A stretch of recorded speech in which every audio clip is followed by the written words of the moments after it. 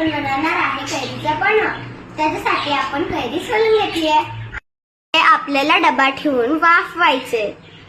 आपण कुकरच्या 4 शिट्ट्या घेऊया म्हणजे की आपली कैरी शिजून।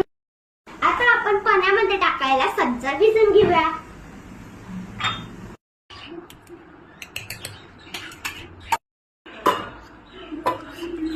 तर आता मी सगळं जे कैरीचा तेल आहे थंड झाल्यावर काढून घेतलाय। त्याच्यामध्ये मी कोय काढली आहे आणि जो राहिलेला आपला रस आहे तो सगळा मी मिक्सरला फिरवून घेते म्हणजे गुठळ्या राहणार नाही।